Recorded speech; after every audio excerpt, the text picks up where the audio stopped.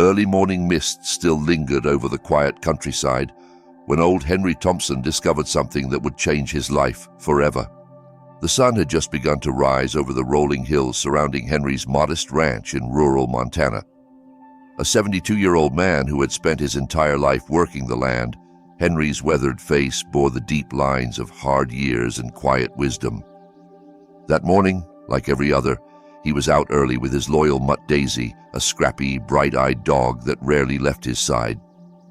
As the fog hugged the fields, Daisy suddenly started barking and growling, acting out of character, her gaze fixed on the edge of the wooded area near the back of the property.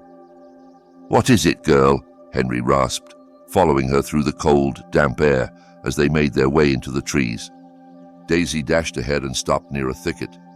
Then came a sound that froze Henry in place, a faint cry, weak and shivering, breaking the silence of the woods. His heart pounded as he parted the branches and gasped. There, lying on a makeshift bed of dry leaves, were 3 tiny infants, wrapped in tattered blankets, their faces red from the cold, bodies trembling. "Lord Almighty," Henry muttered, kneeling down to check their breathing. 2 girls and a boy. Their eyes were shut tight, their cries fading into whimpers. Shocked and bewildered, Henry scanned the area for any sign of another person, but there was no one, no note, no clue. "Who would do this?" he whispered, running his calloused hands down his face in disbelief. Daisy looked up at him as if urging him to act. Henry took a deep breath, then gently lifted the babies, wrapping them in his old wool coat. On the walk back to the house, questions swirled in his mind like a storm. His wife, Margaret, met him at the front porch. She had her silver hair tucked under a scarf and flour dusted on her hands from baking. "What happened, Henry? You're pale as a ghost," she asked, concerned, until she saw the bundle in his arms. "Margaret, you're not going to believe what I found," he said, quickly stepping inside and laying the babies gently on the wooden table. Margaret dropped the bowl she was holding and covered her mouth in shock. "Dear Lord, where did these babies come from?" "They were left out in the woods. Daisy found them," Henry said, still shaken. Without missing a beat, Margaret sprang into action. She grabbed clean blankets and warmed up the milk she had prepared for morning coffee, spoon-feeding it slowly to the tiny mouths. Henry lit the wood stove to warm the cabin. "What are we going to do, Margaret?" he asked, sitting down, his hands clenched tight. This is too much for us." "First," she said firmly, "we take care of them. We can't leave them. We'll figure out the rest later." The day passed in a haze of worry and quiet determination. Henry and Margaret took turns holding the babies, trying to soothe and warm them. At one point, as Margaret cradled one of the girls, she looked at her husband with concern. "What if they're from our town? Who would do something like this?" Henry shook his head. "I don't know, Margaret. I'd like to believe no one in our town would be that cruel. But we may never find out who left them, or why." By nightfall, their usually silent home was filled with the soft cries of 3 new lives. Henry, long accustomed to quiet nights and early mornings, couldn't ignore a single whimper. He got up several times to help, his movements awkward and unsure. He'd never had to care for babies before. "Tomorrow we need to talk to someone," Margaret said as she laid the infants down in a nest of old quilts. "Maybe the sheriff, or Pastor James at the church. We can't do this alone." Henry nodded silently, gazing out the window into the darkness. Something in his soul told him this moment had changed their lives forever. By dawn, Henry and Margaret had barely rested. Between the crying and constant worry, sleep came only in fragments. The old farmhouse, once wrapped in the quiet calm of rural life, was now alive with unfamiliar sounds and responsibilities. Henry, ever the early riser, stepped outside to tend to the animals. Daisy followed closely, sensing the tension that still clung to the morning air. Inside, Margaret stirred a pot of broth, hoping to restore some energy after the exhausting night. The babies had finally fallen asleep, nestled in blankets she had stitched together from old fabric scraps. "Henry, come in here for a second," she called from the doorway. "What is it?"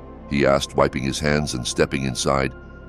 Margaret stood by the table, arms crossed, her face drawn with worry and determination. "We can't keep them, Henry. It's not that I don't want to help, but we're old. We barely get by as it is. This is too much." Henry removed his worn hat and twisted it in his hands, eyes fixed on the floor. He knew she was right, but something inside him couldn't fathom the idea of turning these children away. "I know, Margaret, but where would we take them? What would happen to them?" Margaret let out a heavy sigh, her heart torn between reason and compassion. She too felt a deep bond forming with the children, but reality loomed large.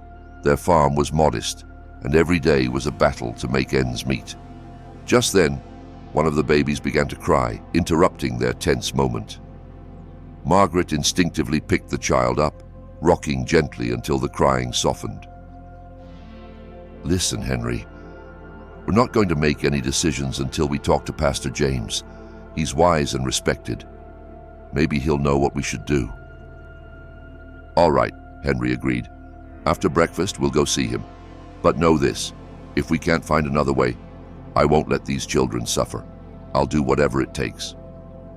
Margaret was moved by the firm resolve in her husband's voice.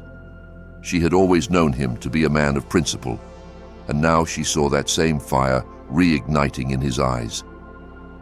Later that morning, they wrapped the babies in warm blankets and gently laid them in an old wooden wagon they usually used for hauling crops. Henry hitched the wagon to their aging horse, and they made their way toward town. The wagon creaked along the uneven dirt path as Daisy trotted faithfully beside them. Neither of them spoke much along the way. Each was lost in thought, unsure of what the pastor would say. As they reached the small stone church that had stood for generations, Pastor James stepped outside, surprised to see them so early. A man in his 50s with graying hair and a calm, knowing gaze, he smiled until he noticed the bundle in the wagon. "Henry, Margaret, what brings you here this morning?" he asked warmly. Then his smile faded as he stepped closer. "Oh my, come in, come in. This isn't a conversation for outside." They entered the modest church office and hesitated before sitting down. The wooden pews felt cold beneath them, the silence heavy. "Now tell me everything," said Pastor James, folding his hands on the desk. Henry cleared his throat and began. "Pastor, this is something I never thought I'd say. Yesterday morning I was out in the fields with Daisy, like always. Then she started barking, real strange. Led me to the woods out by the edge of the property. I heard a sound, a cry. Thought it might be a kitten or something." He paused, his voice catching in his throat. But it wasn't. It was 3 babies, just left there, wrapped in rags lying in the leaves. Pastor James's brow furrowed in disbelief. 3? Alone? "Yes, sir. 2 girls and a boy. Cold, hungry. I didn't know what else to do. I brought them home." "And when I saw Henry walk through the door," added Margaret, her voice quivering, "he looked like he'd seen a ghost. I thought something terrible had happened in town. Then I saw what he was carrying. They were so small, Pastor. I did what I could, fed them, kept them warm. But we don't know what to do." The pastor sat in silence for a moment, eyes lowered to the old wooden floor. "And you found nothing near them? No note? No signs?" "Nothing but scraps of old cloth," Henry replied. "Whoever left them just walked away." "Or maybe they were desperate," Margaret said gently. "We don't know what that mother went through." Pastor James looked up and placed a hand on Henry's shoulder. "You followed your heart, Henry. That's never the wrong path. It won't be easy, but maybe this is your purpose now. Let me talk to some people, ask around. Maybe there's family out there who doesn't know what happened. If not, we'll figure it out together." Henry's shoulders slumped, heavy with uncertainty. "We're not young, Pastor. We barely make ends meet. But leaving them out there, that wasn't an option." "I understand," Pastor James nodded. "But God sees your hearts, and I believe everything happens for a reason." Margaret clutched her hands to her chest, fighting tears. Henry clenched his fists, battling his emotions. They both knew life as they knew it had already changed forever. "What do we do next?" Margaret asked softly, holding one of the babies close. "Pray," said the pastor, "and do what you can. I'll help however I'm able." When they left the church, their hearts were heavy, but a flicker of hope now glowed within them. The sun was already high in the sky by the time Henry and Margaret returned to their homestead. The wooden fence, leaning with age, and their modest farmhouse seemed smaller somehow, as if the new responsibility they now bore made everything else feel more fragile. Margaret went straight to work, spreading out some old quilts on the floor to give the babies a more comfortable place to rest.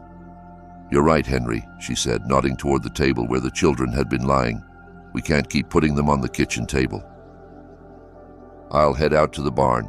Got some old boards, might be able to throw together a crib," he replied, putting his hat back on and heading out the door. While Henry worked on his makeshift crib, Margaret cared for the children. Her long dormant maternal instincts had reawakened. As she gently rocked one of the girls, she whispered to Daisy, who lay curled by the stove, eyes alert but calm. "How could anyone just leave them like that, Daisy?" The dog thumped her tail softly, as if in response. Several hours later, Henry returned, carrying a roughly built wooden cradle. It was far from perfect, crooked in places and uneven, but it was strong and safe. "Not the prettiest thing I've ever built, but it'll do," he muttered, placing it gently in the corner of the room. "Thank you, Henry. Now help me warm some milk. They haven't eaten in a while," said Margaret, pointing toward a small pot beside the stove.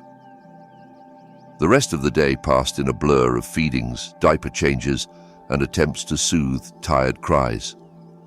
Every little task felt like a mountain, their calloused hands clumsy with delicate movements. Henry, who had handled farm tools all his life, now struggled to hold a bottle steady. "How do young folks do this every day?" he grumbled, trying to calm the squirming boy in his arms. "With less complaining, Henry," Margaret said with a smirk, trying to lighten the mood. Despite the occasional laugh, they both felt the looming weight of reality. Margaret had already begun mentally calculating how long their food supplies would last. She knew they wouldn't make it through the coming weeks without help. That evening, when the house finally grew quiet again, the couple sat near the fire, exhausted, but more resolved than ever. "Henry," she said softly, "I don't know what the future holds, but I can't shake the feeling that these babies were brought to us for a reason." "You might be right," he sighed, "but it's a heavy burden." They fell silent, each lost in thought, until Margaret rose to check on the children. She paused at the cradle, watching their sleeping faces. Her voice trembled as she whispered, "Whatever happens next, they're safe. That's what matters." The next morning, as the first light touched the earth, Margaret was already preparing a simple breakfast. Henry stepped out into the yard to feed the livestock, but his mind was elsewhere. "I'm going to see Tom," he told her when he came back in, referring to their neighbor, a wise old man who'd lived in the area longer than anyone else. "If anyone knows what's going on around here, it's him." "Go ahead, Henry. I'll be here with the babies," Margaret replied, bouncing one of the girls gently on her hip. Daisy, as always, followed close behind as Henry walked the long, uneven trail to Tom's house, the road winding through dry brush and sun-baked dirt. His mind kept circling the same questions. Who was the mother? Why would she leave her babies like that? When he finally arrived, Tom was already out on his porch, sitting in his usual spot, as if he'd been expecting company. "Morning, Henry. What brings you by this early?" the old man asked, his deep voice echoing a lifetime of stories. "Something strange happened, Tom. I came for your advice," Henry said, sitting down beside him and recounting everything. Tom listened intently, his expression darkening as the story unfolded. "That's not something you see every day," Tom said after a long pause. "But you know, there was a young woman. Lived out near the woods, a ways off your property. Name was Valerie. Folks said she had a rough go with her family. Lived alone. Some even said she was expecting. Valerie? Henry repeated, trying to place the name. I never heard of her. She kept to herself. Didn't trust people much. Maybe she didn't know where else to turn, Tom replied. But you be careful. People like to gossip. They won't all understand why you're taking care of those kids. Henry thanked Tom for the information and made his way back home, his thoughts now racing with new questions. Who was Valerie really? And if the children were hers, what had happened to her? When he returned, he shared everything with Margaret, who sat quietly as she fed one of the babies. I don't remember anyone named Valerie, she said, but if she kept to herself, that makes sense. Maybe Pastor James knows more. Maybe, Henry nodded, but what Tom said worries me. Folks might start talking, and not kindly. Margaret's expression tightened. She knew all too well how quickly rumors could spread in a small town, and how harsh people could be. That evening, she decided to visit their neighbor, Mrs. Watson, a sharp-minded elderly woman who seemed to know everyone's history. Mrs. Watson, Margaret asked politely when she found her outside, do you remember a woman named Valerie? Lived alone out by the woods? The older woman's face shifted immediately. Valerie? Yes, poor girl. Her family cast her out. She moved into an old shack out near the tree line, kept to herself, sold herbs and roots now and then, seemed like a sweet girl just lost. And what happened to her? No one really knows. Heard she was pregnant, then she just vanished. Some say she passed away. Life was hard on her, Mrs. Watson said, voice full of quiet sorrow. Margaret returned home with a heavy heart. That night, over dinner, she told Henry everything. It makes sense now, he said slowly. If Valerie was their mother, they really are alone. Margaret looked over at the children, fast asleep in the handmade crib. Henry, no matter what, we have to take care of them. We don't have much, but we have love, and that's something. I know, Margaret. I know, he whispered, his gaze fixed on the small faces just barely visible in the glow of the lantern. The next morning, Henry and Margaret prepared once again to visit Pastor James. Their situation was becoming more complicated by the day, and they needed answers. Answers that could change everything. Henry hitched their old horse to the wagon, lined the bottom with warm quilts, and gently placed the 3 infants inside. Margaret bundled them up with care. Daisy, as always, trotted beside them, protective and watchful. The road was bumpy and dry, dust swirling behind the wagon wheels. Henry and Margaret barely spoke, both lost in anxious thought. When they finally arrived at the little church, Pastor James was already waiting outside, as if he sensed their return. Good morning, Henry, Margaret, he said warmly. Come in, I think I might have some news for you. Inside, they settled into the same small room as before. Margaret cradled one of the babies while Henry sat stiffly on the wooden bench. The pastor sat across from them, hands clasped. I did some digging, he began. I asked around about Valerie. The name hung in the air like a ghost. It's true. Her story is a tragic one, he continued. She moved to this area a few years ago, hoping for a fresh start. Her family rejected her when they found out she was pregnant out of wedlock. She was proud, wouldn't ask for help even when things got tough. She lived in a rundown shack near the forest, all alone. Margaret's eyes brimmed with tears. Henry leaned forward, his hands balled into fists. What happened to her? He asked, his voice rough. Pastor James lowered his gaze. She died shortly after giving birth, likely from exhaustion and starvation. A kind woman who lived nearby received a letter from her before she passed. That woman gave it to me once I started asking around. I think you should read it. The pastor reached into his worn satchel and pulled out a yellowed envelope. He handed it gently to Margaret. Her fingers trembled as she opened it. She cleared her throat and began to read aloud, "To the one who finds my children. If you are reading this, it means I'm no longer here. I love my babies more than life, but I had nothing to offer them. Please take care of them. Their names are Sophie, Matthew, and Emily. They are my little miracles and deserve love and happiness. All I ask is that they know they were loved, even if I'm not there to tell them." Margaret's voice cracked. Tears rolled down her cheeks. Henry sat silently, jaw clenched, staring at the floor. "So it's true," he whispered. "They're Valerie's. She loved them, but she couldn't survive." Pastor James nodded solemnly. "She did what she could, and now, maybe, it's your turn." Henry turned to Margaret, their eyes meeting in silent understanding. The sorrow, the weight of responsibility, it was all there, but so was something else: resolve. "We can't abandon them, Margaret," Henry said firmly. "We promised ourselves we wouldn't let them suffer. If Valerie trusted us, whether she knew it or not, then we have to protect them." "You're right, Henry," she replied, wiping her tears. "We don't have much, but we have what matters: love." Pastor James smiled gently, placing a hand on Henry's shoulder. "I'll help you however I can. If you need food, supplies, even help with paperwork, we'll get it done. You're not alone in this." As they left the church and rode back home, the silence between Henry and Margaret was no longer heavy. It was full of understanding, purpose. When they returned, Margaret laid the babies gently in their wooden crib. Henry sat out on the porch, Daisy lying at his feet, her head resting on her paws. He looked out toward the horizon and whispered, "You know, old girl, sometimes life gives us a test we're not ready for. But maybe that's the point."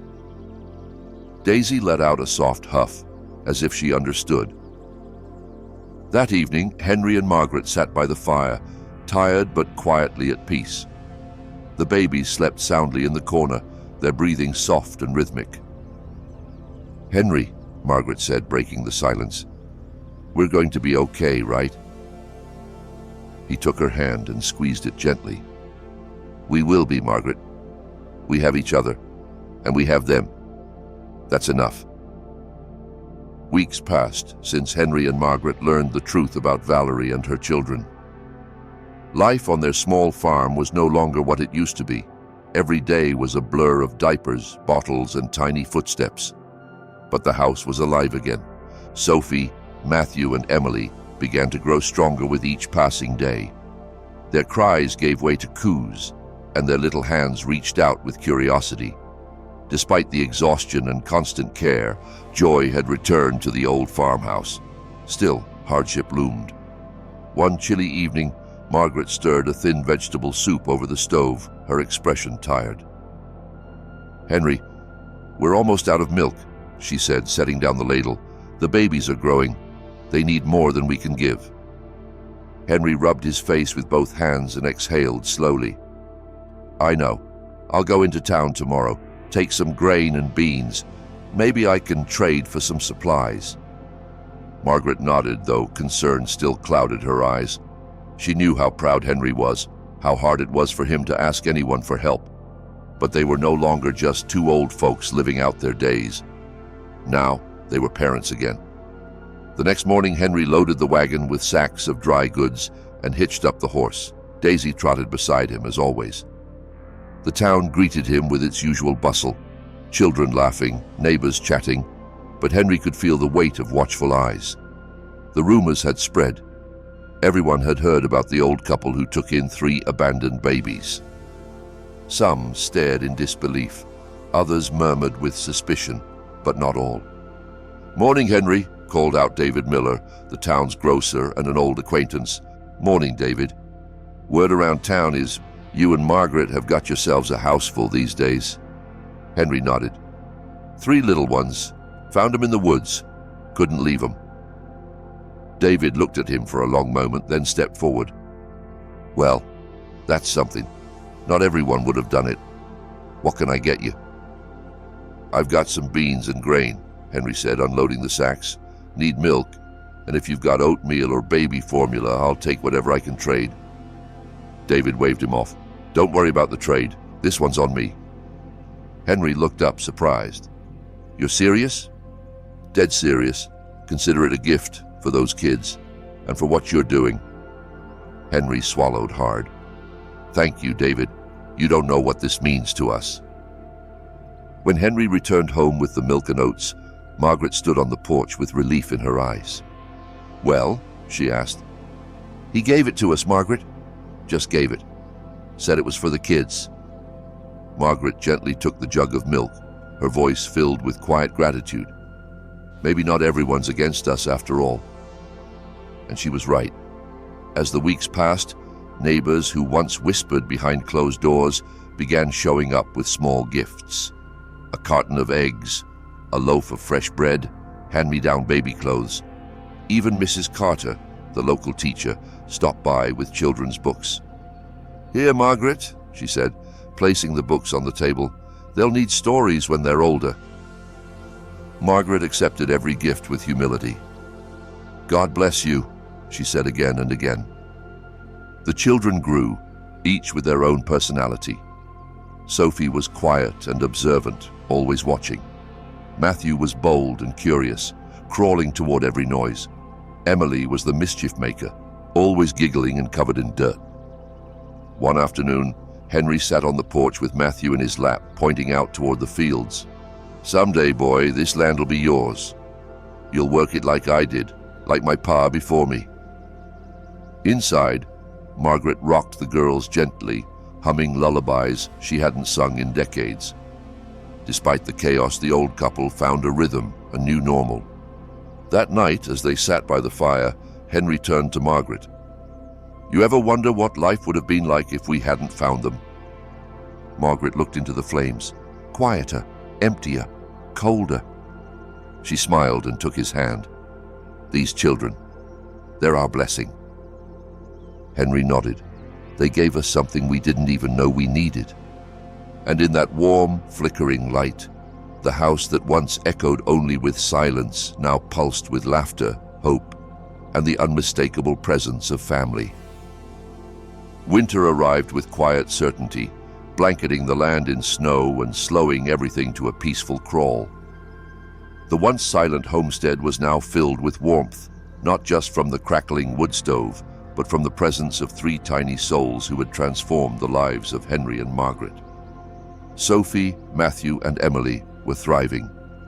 Their laughter echoed through the old farmhouse, and even their babbles brought a kind of music that neither Henry nor Margaret knew they had missed. One early morning, as Henry stepped out to fetch firewood, he noticed fresh footprints in the snow, leading from the gate to their front porch. Daisy's ears perked up and a low growl rumbled from her throat. "What's that, girl?" Henry asked, brushing snow off the steps. There, sitting on the porch, was a basket. Inside were a few groceries, flour, sugar, and a couple of apples, along with a folded note. "For the children. Let them grow strong. Not all of us are blind to goodness." Henry stared at the message for a long moment before picking up the basket and carrying it inside. "Margaret, look at this," he said, setting it on the kitchen table. "Someone from town must have left it for the kids." She examined the contents, her voice soft. "So they do care. Some of them." Henry nodded. Not everyone judges. Some understand. From that day forward, the support from the community grew. A local farmer dropped off extra milk. A young couple brought over used baby blankets. Even those who had once turned away were now offering quiet gestures of kindness and respect. One clear afternoon, Pastor James appeared at the gate on horseback, carrying a cloth sack over his shoulder. "Hello there," he called out as he dismounted. "Thought I'd bring you something from the church pantry." Margaret welcomed him in as she wiped flour from her hands. The house smelled of warm biscuits and broth. "Come in, Pastor. You'll catch your death in that wind." Pastor James entered and sat near the stove, rubbing his hands together. "I've got some news," he said seriously. "I continued my search for Valerie's family, and I found someone." Margaret froze. Henry slowly sat down, eyes narrowing. "What do you mean?" he asked. "A distant cousin. Valerie's father's niece, and her husband. Their names are Andrew and Catherine Moore. They live a few counties over, but when they heard about the children, they reached out. The room was silent, save for the popping of the fire. They want to come meet them, Pastor James added gently, but the decision is still yours. You've been their parents since the day you found them. No one can take that from you unless you allow it. Margaret looked down, her heart heavy. They want to take them, she asked, her voice barely above a whisper. They say they want to see them. Talk about options, but again, the final choice is in your hands. Henry stared into the fire, his jaw clenched. Let them come. But I won't hand those babies over to strangers unless I know in my bones they'll be loved. Pastor James nodded. That's fair. I'll arrange it. The next few days were filled with quiet dread. Henry and Margaret tried to act normal, feeding the kids, playing with them, singing at bedtime, but the thought of losing them loomed like a storm. Then came the day. A modest SUV pulled up to their gate. A well-dressed couple stepped out, Andrew and Catherine Moore. They were polite, reserved, and clearly uncertain. Hello, said Andrew, offering a handshake. We're Valerie's family, or what's left of it. Margaret gave a slow nod and invited them inside. Catherine approached the crib and gasped softly at the sight of the sleeping babies. They look like her. Like Valerie, she whispered, tears welling up. What are your intentions? Henry asked, his voice firm but not hostile. We wanted to see them, to meet the people who've cared for them. We thought maybe we should raise them, give them a future. They already have a future, Margaret said quietly, her hand resting on Sophie's blanket. They have love. They have safety. They have us. The room went still. Andrew looked around, the handmade crib, the firewood stacked by the stove, Daisy sleeping under the table, the faint laughter of Emily as she awoke and reached for Margaret's hand. You've given them more than we ever could have, he said at last. We didn't come to take them. We came to offer help, if you'll have it. Henry and Margaret exchanged glances. Relief flooded their expressions. You're welcome to be in their lives, Henry said slowly. But they're not going anywhere. Catherine nodded, tears rolling freely now. That's more than fair. That night, after their guests left, Henry and Margaret sat quietly by the fire. The babies were fast asleep, the wind howling gently outside. They were good people, Margaret said, but not their parents. No, Henry said, we are. And as the flames danced in the hearth, they both understood something very simple, very clear. They had not just saved 3 babies, they had built a family. The days began to stretch longer as spring approached, painting the fields around Henry and Margaret's farm in fresh greens and golden light. The babies, Sophie, Matthew, and Emily, were no longer just babies. They were walking, babbling, and leaving tiny handprints on every corner of the house. Henry built a small fenced-in play area near the porch so they could enjoy the outdoors safely while he worked the soil. Margaret often stood by the window, smiling as she watched them toddle around under Daisy's watchful eye.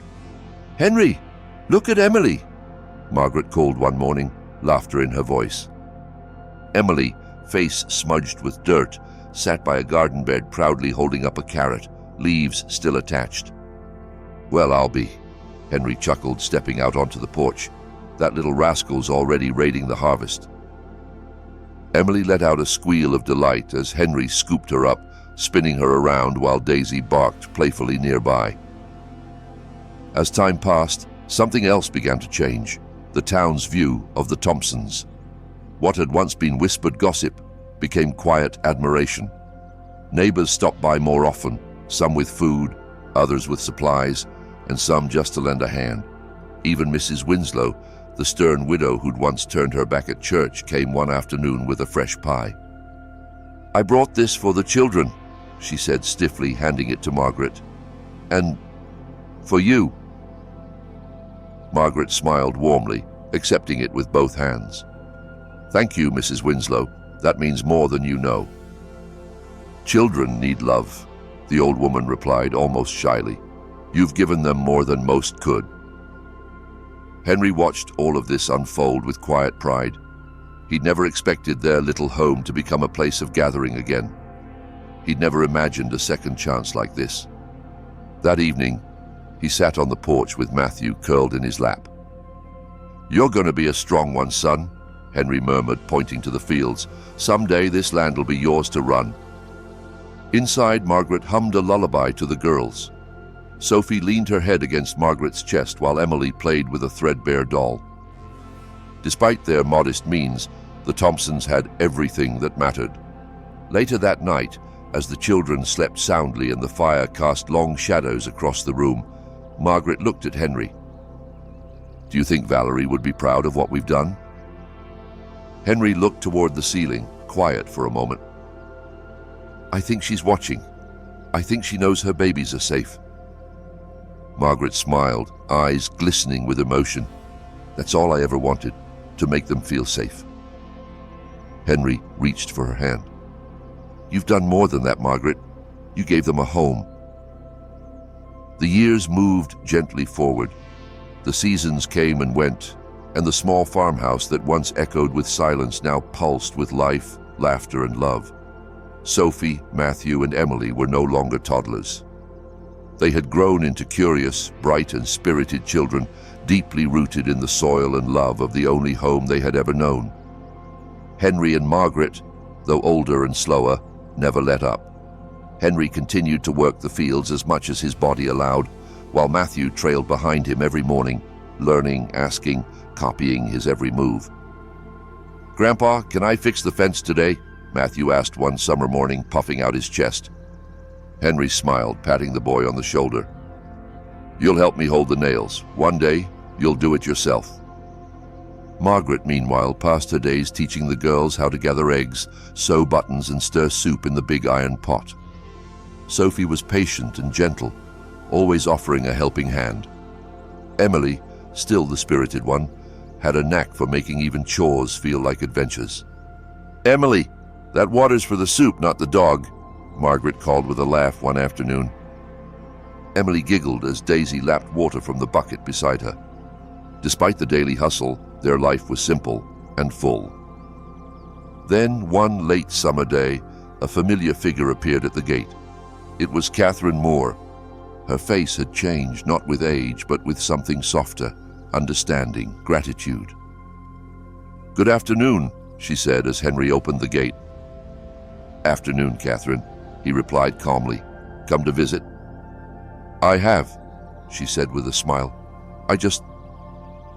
I wanted to see them, and to thank you again." She watched from the porch as the three children laughed in the tall grass, Sophie gently brushing a doll's hair, Matthew stacking wooden blocks, Emily chasing butterflies. "You've given them everything," Catherine said. "They're happy. They're home." Margaret stepped beside her. "They're ours," she said simply. "Maybe not by blood, but by heart. They're as much ours as if we'd brought them into this world ourselves." Catherine nodded, eyes glassy. "If you ever need anything, you call me. You have family now too."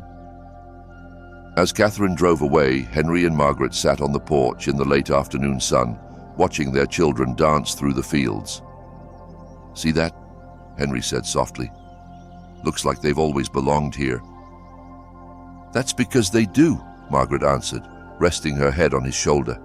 "They were meant for us." Years passed. Sophie became a teacher in the local school, beloved by her students for her patience and kindness. Emily, ever the bold one, moved to the city where she worked with shelters and food banks, helping those without homes find hope. And Matthew, just as Henry had always known, stayed on the land. He rebuilt the fence himself one spring, then planted a new garden behind the barn. One warm summer day, all three returned to the old farmhouse. Henry and Margaret were seated on the porch, gray and slow, but still side by side, holding hands. "Grandma! Grandpa!" Emily called out, running up the steps and wrapping them in hugs. Sophie and Matthew followed, carrying a picnic basket and gifts. "We missed you," Sophie said, kissing Margaret's cheek.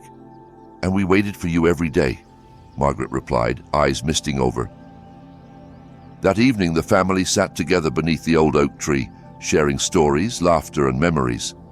Fireflies flickered around them as the sun dipped below the hills. "You were our miracle," Henry said, voice low. "All three of you. We didn't have gold to give you, or riches, but we gave you what we had." "Love," Sophie whispered, holding his hand. "That's all that ever mattered," Matthew added. Later that night, after the children had gone inside, Henry and Margaret sat quietly on the porch, side by side, gazing at the stars. "Do you think Valerie sees them?" Margaret asked softly.